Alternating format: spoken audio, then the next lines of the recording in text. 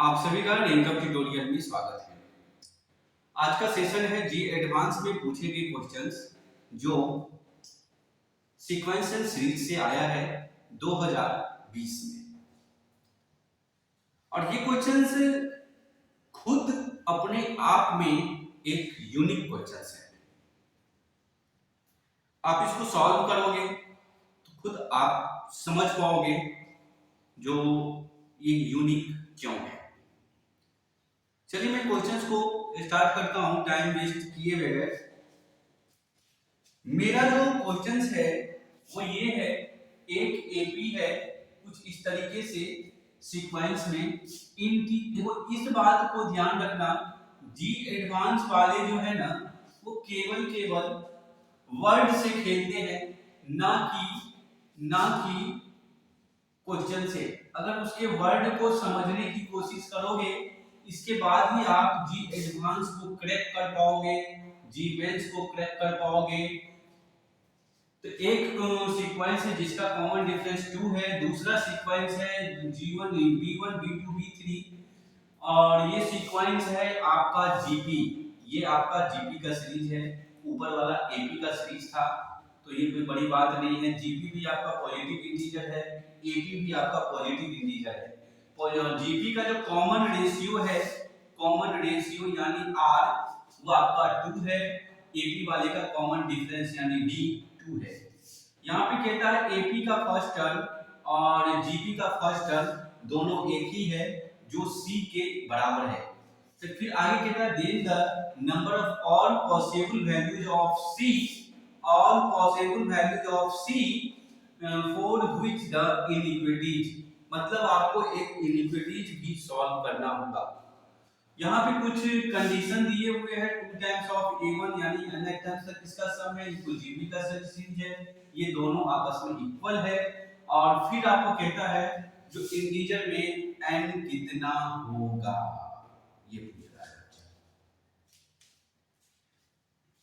Questions को पढ़ने में और सिर्फ मैं आपको बताया हूं इस तरीके से हमें 40 से 50 सेकंड का टाइम लग गया। तो जिस टाइप से एक लव लेटर को पढ़ा जाता है तेजी में चोरी चुपके से, उसी टाइप का ये क्वेश्चन भी है। तो हम इसको मैं स्टार्ट करता हूँ। कुछ बातें हैं जिसको मैं लिख देता हूँ, लिखने का वैसे इरादा तो था नहीं लेकिन मैं लिख दूंगा, जैसे कि एपी का एसएन, ये सब लिखने वाली बातें नहीं है। फिर भी किसी बच्चे को दिमाग में आता है सर आपने तो लिखा ही नहीं, तो मुझे तो समझ में आया बहुत कम। चलो यहाँ पर ये देखो सम है, ये सीरीज आपका एपी का होता है। तो सम ऑफ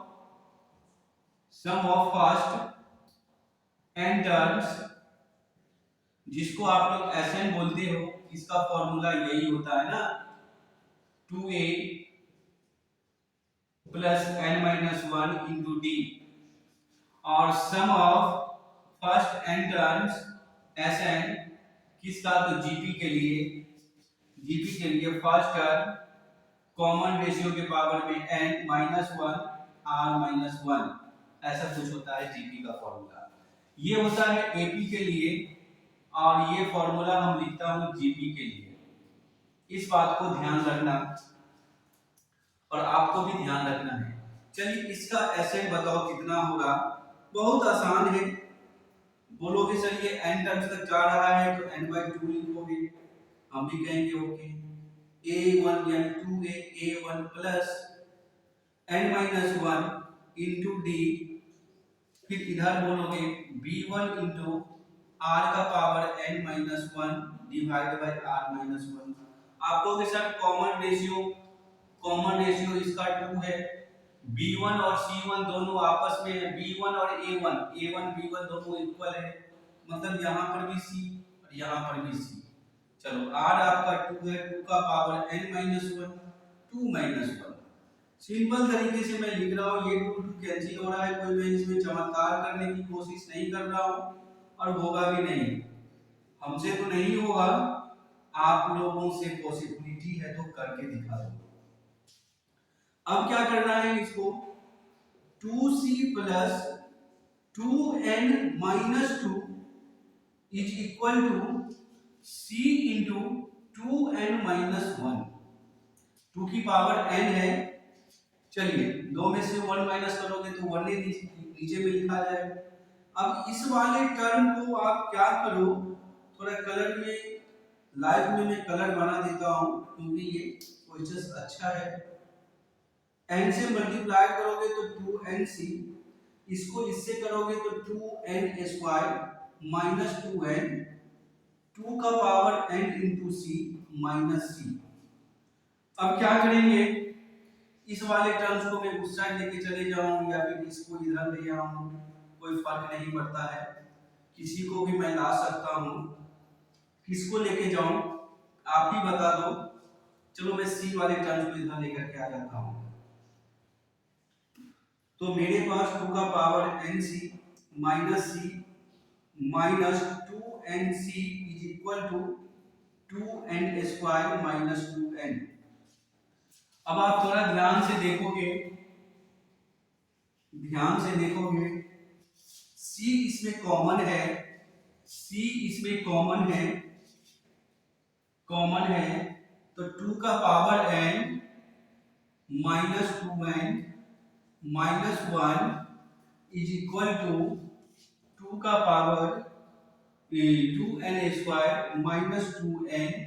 c जो आपका होगा 2n square minus 2n divide by 2 का पावर n और क्या लिखोगे माइनस 1 माइनस 2n ऐसा। अब यहां से एडवांस का खेला शुरू होता है। क्या एडवांस का खेल शुरू होता है? यहां तक तो नॉर्मल क्वेश्चन था, चल आपने बोल रहे हो कॉम्प्लिकेटेड में, कुछ तो मेरे को दिखता ही नहीं। तो एडवांस तो इसी का तो नाम है। देख पॉजिटिव इंटीजर मतलब नेगेटिव हो नहीं सकता और रेसिप्रोकल आ नहीं सकते हैं, पीवाईक्यू फॉर्म में क्वेश्चन होगा नहीं, मतलब नेचुरल नंबर्स होगा। नेचुरल नंबर ये किससे बिलोंग करना चाहिए? तो n से बिलोंग करना चाहिए। अब इनइक्विटी सॉल्व करो। इनइक्विटी जो सॉल्व करोगे तो किस तरीके से करोगे, इसी बात को ध्यान में आपको रखना है।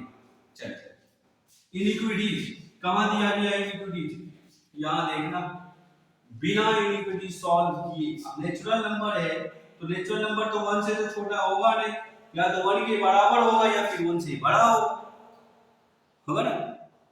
कमेंट करके बता देना। इसमें लिखूंगा मैं therefore 2n square minus 2n divide by 2 की power n minus 1 minus 2n equal to 1। ये बातें कितने बच्चों को समझ में आया? आप हमें कमेंट करके बताओगे। ये बातें मैंने जो लिखा हूं समझ में आया कि नहीं आया? फिर से मैं रिपीट करता हूं, इसको जो मैं इनइक्विटीज में जो बदलूंगा, क्योंकि कहता है जो पॉजिटिव इंटीजर्स होना चाहिए, तो इंटीजर्स तो मैं जनरली जानता हूं जो plus minus 1 plus minus 2 plus minus 3, यानी क्या कहते हैं कि पूरे के पूरे होल नंबर्स और नेगेटिव नंबर्स भी हम लेता हूं। लेकिन यहाँ पे कहता है जो पॉजिटिव इंटीजर में आपका जीरो शामिल नहीं होता है। तो जब जीरो शामिल नहीं होता है तो मिनिमम पॉजिटिव वैल्यू कितना हो गया? तो 1 हो गया। उससे ज्यादा क्या होगा? या तो 1 होगा या फिर 1 से बड़ा होगा। इस सभी नंबर को हम लोग नेचुरल नंबर्स बोलता हूं, इसीलिए मैंने यहाँ पे लिखा हूं क्या? Natural numbers. एडवांस वाले जीवेंस वाले हमेशा वर्ड से ही खेलते हैं और वो आपको वर्ड से ही फंसाने की कोशिश करते हैं। इसको मैं सिंपलीफाई कर देता हूं ताकि आपको दिखे क्या है इसका रिजल्ट। थोड़ा सा इस वाले टर्म्स को मैं क्या करूं ना करूं ये कंफ्यूजन है, तो मैं आपके लिए सभी टर्म्स को थोड़ा सा मैं छोटा कर रहा हूं। इसको भी 2n से कर दिया डिवाइड, 2n से कर दिया डिवाइड। अब इस वाले टर्म को भी मैं 2n से डिवाइड और इसको भी 2n से डिवाइड। कितने की तो होश उड़ गया होगा कि जो आपने ऐसा कौन से खुशी से कर दिए हैं। थोड़ा सा हमें भी वो खुशी बता दीजिए ताकि हम भी उस खुशी में शामिल हो सके ना। ये बताना बड़ी मुश्किल है। इनइक्विटीज का ये फॉर्मेटिव है, यहाँ से आपका n बचता है। कमेंट में करके बताओगे। क्या है, यहाँ n बचा, ये पूरी कट गया, आइयो बाबा, यहाँ 2 की पावर n माइनस 1 डिवाइड में 2n फिर minus 1 greater equal 1। Natural number लेना है। इतना कर लेने के बाद आपके पास नेचुरल नंबर्स की खजाना है मौजूद, n का वैल्यू चेक करना इस तरीके से, नेचुरल ही आना चाहिए। आप n का वैल्यू 1 रखते हो, n का वैल्यू 1 रखते हो, तो n का वैल्यू जब आप 1 रखते हो तो 1 माइनस, तो c कितना मिलेगा, देखो ध्यान से, 1 माइनस 1 डिवाइड बाय 2 का पावर 1 माइनस 1, 2 into 1 माइनस, ऊपर में ही 0 आ गया, तो नीचे तो कुछ भी नंबर होगा तो वो तो 0 ही आएगा ना, और 0 आपका n से बिलोंग्स नहीं करता है, 0 आपका यहाँ नहीं दिख रहा होगा, हमें भी थोड़ा बहुत अंदाजा है, तो 0 आपका n से बिलोंग्स नहीं करता है, ठीक है। इसका मतलब n का जो 1 वैल्यू है वो रिजेक्ट कर गया, रेड पेन लगा दो, रिजेक्ट कर गया। अब थोड़ा सा हम और आता हूँ, बहुत सारे मेथड का यूज करता हूँ। n का वैल्यू 2 लिया तो c कितना दिख रहा है, तो देखो इसमें रखना है बच्चा, तो 2 माइनस 1, 2 का power 2 minus 1 divide by 2 into 2 minus 1, solve करो, यहाँ पे ऊपर में 1 आ गया, यहाँ पे 4 हो गया ना, 4 माइनस 1 यानी ये 3 हो गया। अब ये भी 4 एलसीएम लेके सॉल्व करोगे कितना, और ये नीचे वाला 4 कहां चल जाएगा ऊपर, तो क्या मिलेगा तुमको -4, और ये जो -4 आ रहा है वो कोई नेचुरल नंबर तो हो नहीं सकता है, इंटीजर तो है लेकिन नेचुरल नंबर्स नहीं है, क्योंकि हमसे कहा गया जो पॉजिटिव इंटीजर्स लेने के लिए, इसको हम नहीं ले सकता हूं, ये मेरे कंडीशन में नहीं फिट बैठ रहा है। अब n का वैल्यू मैं 3 ले रहा हूं, ऐसे ही चेक करना, ये रिटर्न ट्रायल्स होता है, तो c आपका जो यहां से तो पॉसिबिलिटी है c वो क्या मिलेगा, तो 3 माइनस 1 डिवाइड बाय 2 का पावर 3 माइनस 1 फिर 2 टाइम्स ऑफ 3 माइनस 1, इसको सॉल्व करोगे ऊपर में 2, यहां पर 8 हो गया, 8 में से 1 माइनस किया, इतनी की बात कर रहा हूं यहां से यहां का, तो 8 माइनस 1 यानी 7, 7 में से 6 एलसीएम लेके सॉल्व करेगा ना, तो ये 6 और नीचे वाला 2 कहां, ये 6 कहां चल जाएगा ऊपर, तो आपको यहां पे मिला ऊपर में 12, नीचे से मिल रहा है 1, तो इसका मतलब ये जो c का जो वैल्यू 12 है वो n से बिलोंग करता है, मतलब n से बिलोंग्स कर रहा है। इसके अलावा n का कोई और वैल्यू लोगे वो या तो डेसिमल्स में आ जाएगा, मतलब रेशनल फॉर्म में आ जाएगा, रेशनल फॉर्म में आ जाएगा, या फिर वो पॉजिटिव इंटीजर्स नहीं होगा।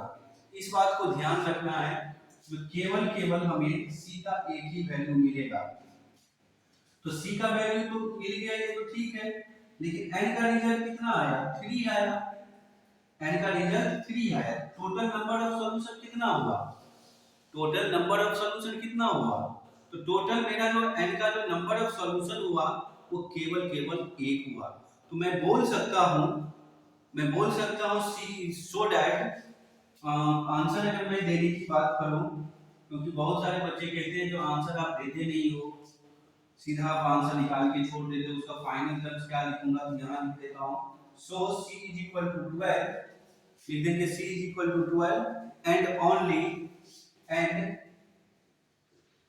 only one value, इधर दिख रहा है कि नहीं दिख रहा है, only one value and one value of c, ऐसे कह सकते हो, तो hence n = 3, ऐसे करके आप आंसर दे सकते हो।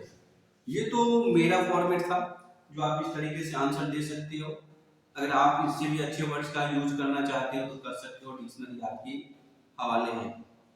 अब तेरे हवाले वतन साथियों, तो डिक्शनरी आपके हवाले है, जिस तरीके से स्टेटमेंट बना सकते हैं।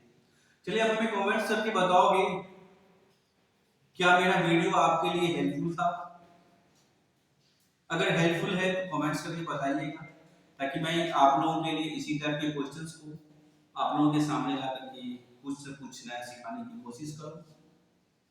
अगर हेल्पफुल लगा है तो मेरे चैनल्स को आप सब्सक्राइब करिए, वीडियोस को लाइक करिए, दोस्तों के साथ शेयर करिए। अब हमारी मुलाकात अगले वीडियोज में होगा, यानी अगले क्वेश्चंस के साथ ही होगा। तब तक के लिए आप हमें दीजिए इजाजत। जय हिंद, जय भारत।